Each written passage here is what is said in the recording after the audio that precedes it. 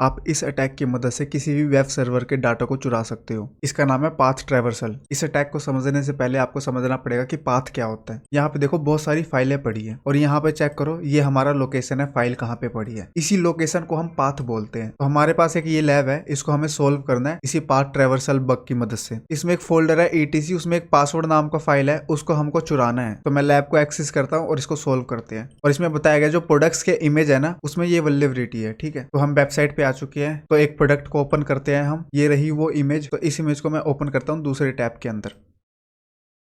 तो ये हमने सर्वर को रिक्वेस्ट किया और हमारे पास ये इमेज आ गई। तो इस रिक्वेस्ट को हम बर्फ सूट के अंदर कैप्चर करते हैं। तो प्रॉक्सी ऑन करता हूं मैं अपना और बर्फ सूट में इंटरसेप्ट को ऑन करता हूं और रिक्वेस्ट करता हूं दोबारा। तो हमने रिक्वेस्ट को कैप्चर कर लिया, इसको मैं रिपीटर के अंदर सेंड कर लेता हूँ और इंटरसेप्ट ऑफ कर देता हूँ। अब चलते रिपीटर के अंदर। अब यहाँ पे चेक करो, इमेज नाम का फोल्डर है एक सर्वर के ऊपर और वहाँ पे फाइल है एक 21.jpg यानी कि एक इमेज फाइल है, जिसको हम रिक्वेस्ट कर रहे हैं सर्वर पे और मंगा रहे हैं इस इमेज को अपने ब्राउजर के अंदर। तो ये जो इमेज फोल्डर है इसके अंदर और भी सारी इमेज होगी जो वेबसाइट में यूज हो रही है और इमेज के नाम नंबर में लिखे गए हैं। तो हम नंबर को चेंज करके चेक करते हैं। ठीक है, तो नंबर 1 डाल दिया। अगर 1 नाम का इमेज कोई इस फोल्डर के अंदर होगा तो हमें मिल जाएगा। तो इसको मैं सेंड करता हूँ। अब रिस्पॉन्स में चेक करते हैं।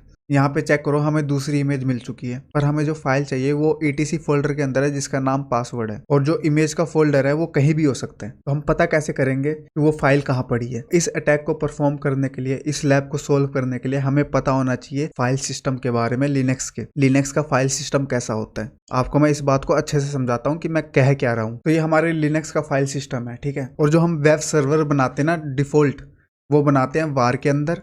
और वार के अंदर एक फोल्डर होता है www, ये रहा www।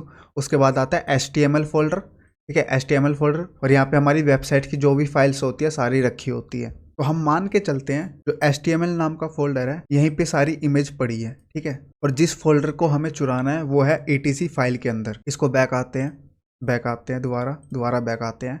इस ETC फोल्डर के अंदर हमारा वो फाइल है। ठीक है, और जो हमारा सर्वर है वो है वार के अंदर, फिर है www के अंदर, फिर HTML के अंदर। तो हमको यहाँ पे कितनी बार बैक आना पड़ रहा है?